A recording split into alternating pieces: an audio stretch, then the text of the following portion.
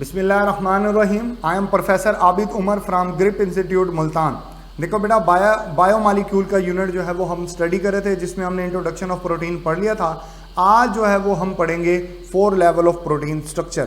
देखो बेटा, बड़ा इंपॉर्टेंट टॉपिक है, इसके अंदर बहुत सारी बातें हैं जो हमने जो है बेटा जिनका कॉन्सेप्ट जो है वो लेना है। देखें, 4 लेवल ऑफ प्रोटीन में अगर हम बात करें तो सबसे पहले हम प्रोटीन के स्ट्रक्चर के हवाले से थोड़ी सी बात कर रहे थे, फिर हम इसके लेवल्स की तरफ भी जाते हैं। देखें, प्रोटीन जो होती है ना, प्रोटीन आप जानते हो कि प्रोटीन स्पेसिफिक होती है।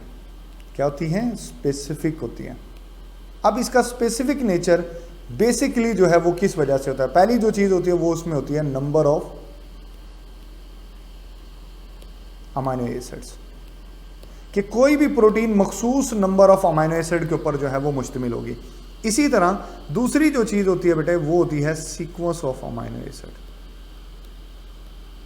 कि किसी भी प्रोटीन में दूसरी जो बात बड़ी इंपॉर्टेंट होगी वो उसके अंदर सीक्वेंस होगी, उसकी तरतीब होगी, आप उसमें कोई रद्दोबदल नहीं कर सकते। अब तीसरी एक और चीज भी आ जाती है जो कहलाती है शेप ऑफ प्रोटीन।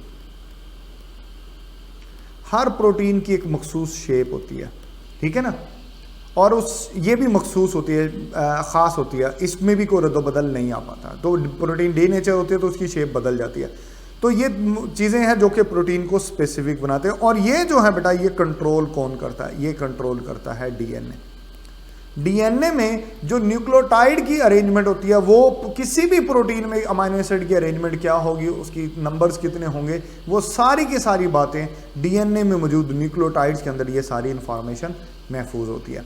ये वो इंफॉर्मेशन राइबोसोम को प्रोवाइड करता है और राइबोसोम उसके अकॉर्डिंग और उतनी तादाद में अमाइनो एसिड को जोड़कर प्रोटीन जो है बेटा वो बना देता है। ये इसकी बेसिक बात थी। चलें अब इसके लेवल्स की तरफ हम आ जाते हैं। देखें, सबसे पहला इसका लेवल होता है बेटा प्राइमरी स्ट्रक्चर। अब ये जो प्राइमरी स्ट्रक्चर होता है ना, ये लीनियर स्ट्रक्चर होता है। लीनियर का मतलब है कि इसकी चेन बिल्कुल स्ट्रेट होती है। ठीक हो गया? मसलन मैं आपको बताता हूं, देखें फॉर एग्जाम्पल, ये एक अमाइनो एसिड की एक चेन होगी, 1 अमाइनो एसिड, 2 अमाइनो एसिड, 3, ऐसे ही ये तरतीब से अमाइनो एसिड बनते जाएंगे।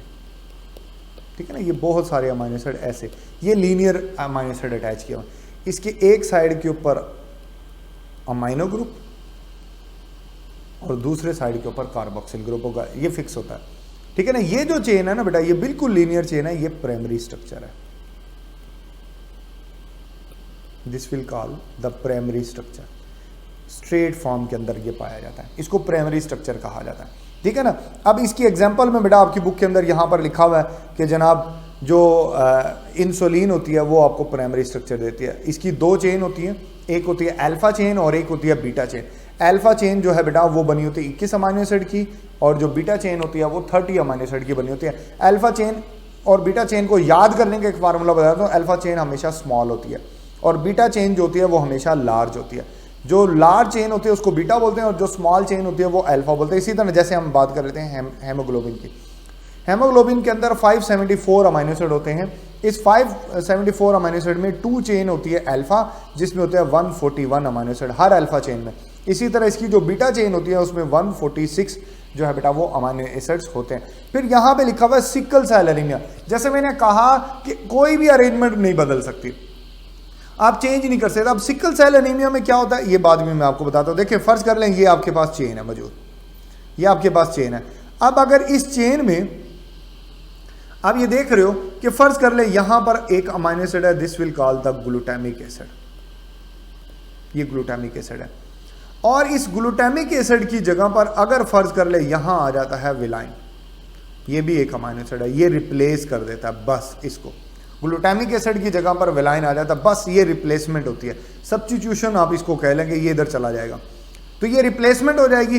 इस रिप्लेसमेंट से क्या मसला होता है कि सिर्फ सीक्वेंस में एक अमाइनो एसिड के सीक्वेंस में थोड़ा सा रद्दोबदल आया, ये असल में इसकी वजह होती है डीएनए में म्यूटेशन।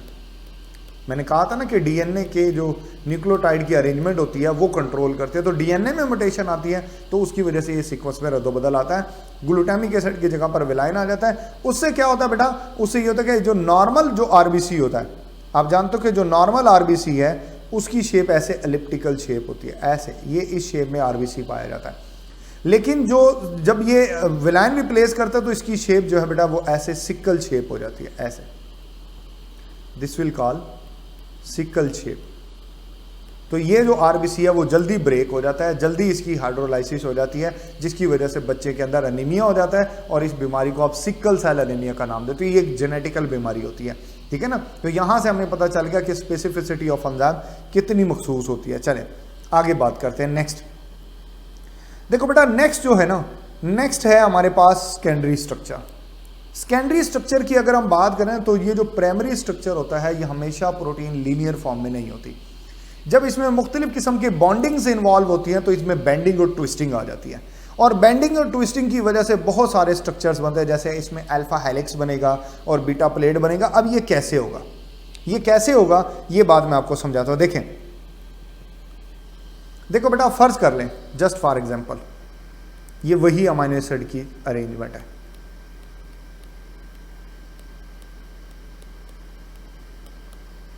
ये वही अमीनो एसिड है प्राइमरी वाले, ये सेकेंडरी में कैसे बदल जाते हैं।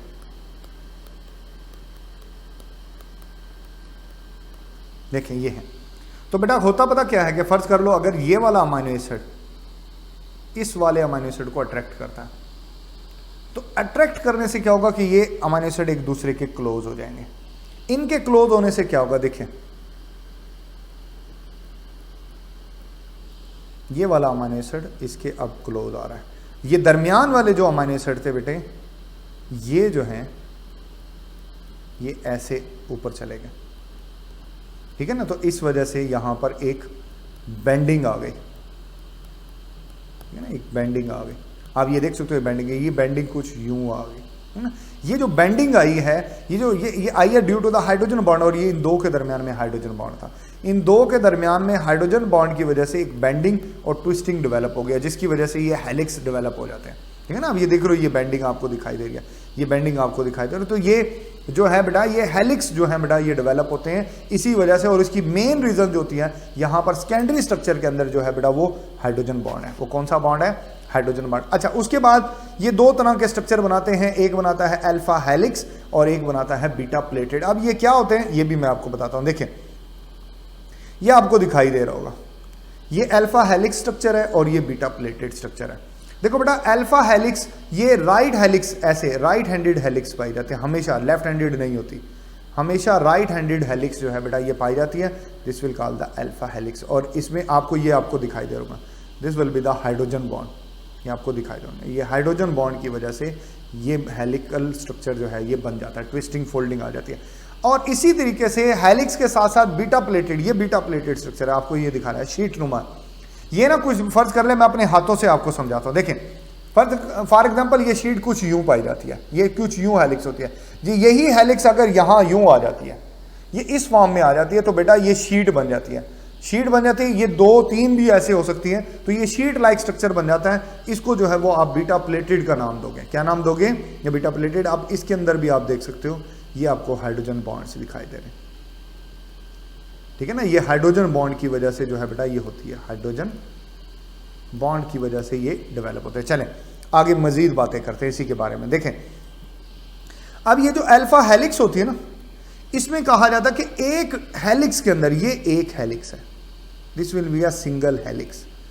एक हेलिक्स के अंदर जो अमीनो एसिड्स की तादाद होती है वो 3.6 है, ये आपको दिखाई भी दे रही है 3 अब ये 3.6 अमीनो एसिड क्या होता है, देखो ये बात भी आपको समझ आ जाएगी। चले मैं बताता हूँ। देखो बेटा, जब आप अमीनो एसिड की बात करते हैं ना, अमीनो एसिड की, देखिए मैं एक अमीनो एसिड बनाने लगा हूँ, जस्ट फॉर एग्जांपल ये एक अमीनो एसिड है।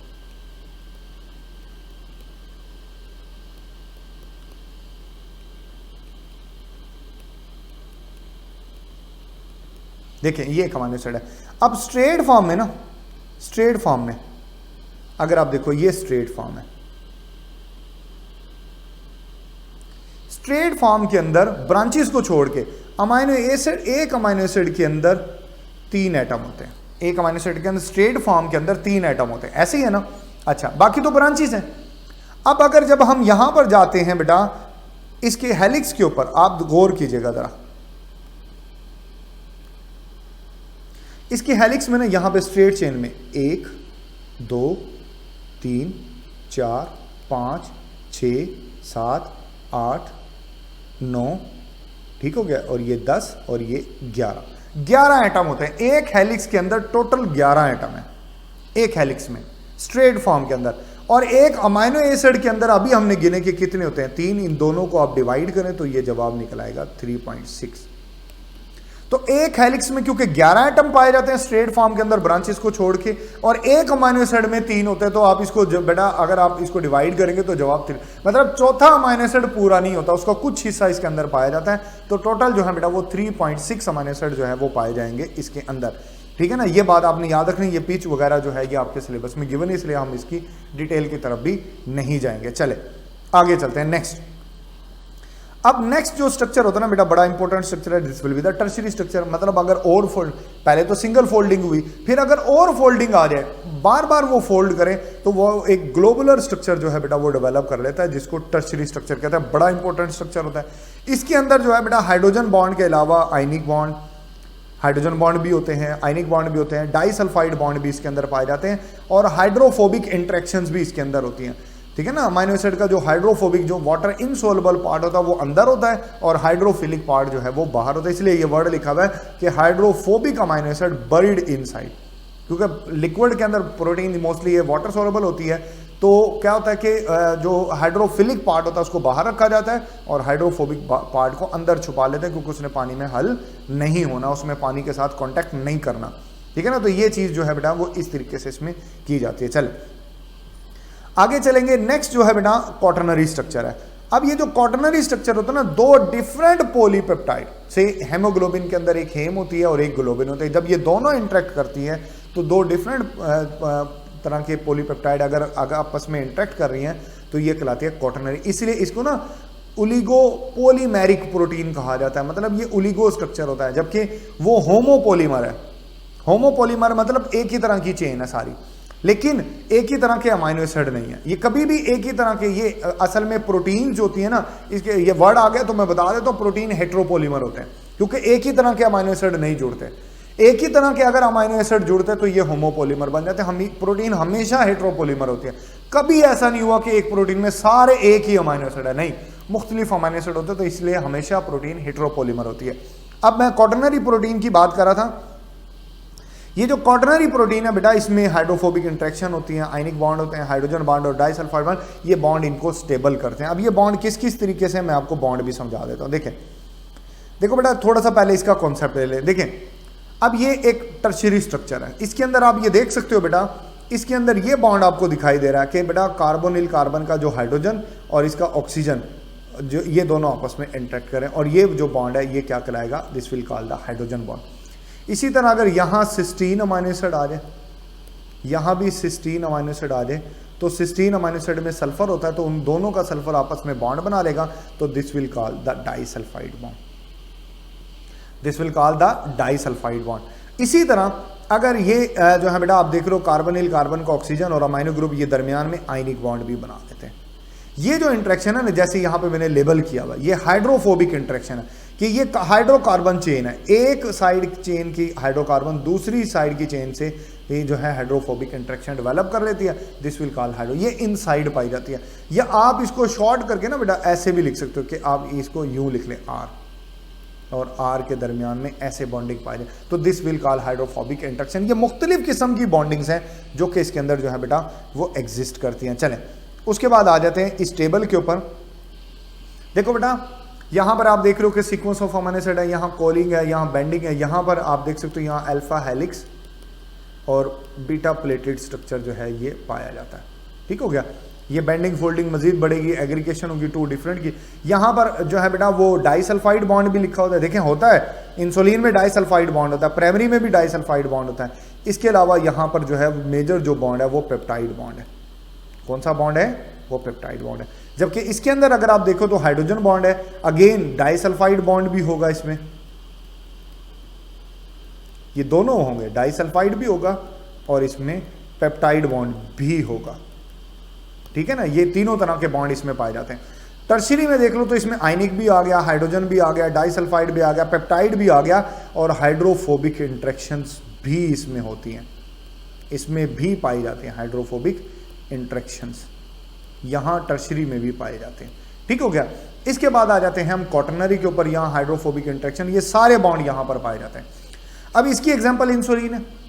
यहाँ पर जो है बेटा जो ये कैरेटिन है, मायोसिन है, एक्टिन है, इसके अलावा इसके अंदर जो है बेटा जो सेकेंडरी प्रोटीन में जो है ये एग्जांपल्स आ जाते हैं, ये फाइब्रस प्रोटीन कहलाती हैं। ये कौन सी प्रोटीन कहलाती हैं? These are called fibrous protein. ये फाइब्रस होती हैं, दे आर इनसोलबल और ये नॉन क्रिस्टलाइन होती है। ये भी बातें आपने याद रखनी है, नॉन क्रिस्टलाइन है, ठीक है ना। ये फाइब्रस प्रोटीन में बातें सारी बताई हुई हैं। इसी तरह जो टर्शियरी है ये ग्लोबुलर होती है। कौन सी होंगी? ये ग्लोबुलर होंगी। इसके अलावा जो है बेटा ये सोलबल होती हैं पानी में, ठीक है ना, और ये क्रिस्टलाइन भी होती हैं, ठीक है ना। ये प्रॉपर्टीज इसके अंदर पाई जाती हैं, ये आपने याद रखनी है। इसके एग्जांपल में बेटा जो है बेटा एंटीबॉडीज, एंजाइम्स और मायोग्लोबिन, ठीक है ना। मायोग्लोबिन भी इस टर्शियरी प्रोटीन में आ जाती है, ठीक हो गया। अच्छा, क्वाटरनरी में एग्जांपल है बेटा हेमोग्लोबिन। हेमोग्लोबिन के बारे में मैं बता दूं, बड़ी इंपॉर्टेंट बात बताता हूं आपको बात, क्योंकि आपने अगर आप नोट करें बुक के अंदर तो इसको ना हेमोग्लोबिन को अगर आप नोट करें ना बुक के अंदर टर्शियरी की एग्जांपल में भी लिखा हुआ है, जब आप ग्लोबुलर प्रोटीन की वो पढ़ते हो तो ये बेटा फंक्शनली अगर आप इसके फंक्शन को देखें तो फंक्शनली ये एक टर्शियरी प्रोटीन है हेमोग्लोबिन। लेकिन क्योंकि दो पॉलीपेप्टाइड है, लेकिन जब स्ट्रक्चर को देखते हैं तो स्ट्रक्चर वाइज जो है बेटा ये स्ट्रक्चरली जो होती है ये क्वाटरनरी प्रोटीन है। ये बात आपने याद रखनी है, ये क्वाटरनरी प्रोटीन है। ये बेटा जो है वो प्रोटीन का टॉपिक हमारा यहाँ पर जो है वो मुकम्मल हो रहा है। आपके जहन में किसी किस्म का सवाल है आप ज़रूर पूछें, बहुत इंपॉर्टेंट टॉपिक है, आपने इसको बहुत अच्छे से मेमोराइज करना है। इंशाल्लाह यहीं से आगे फिर हम मज़ीद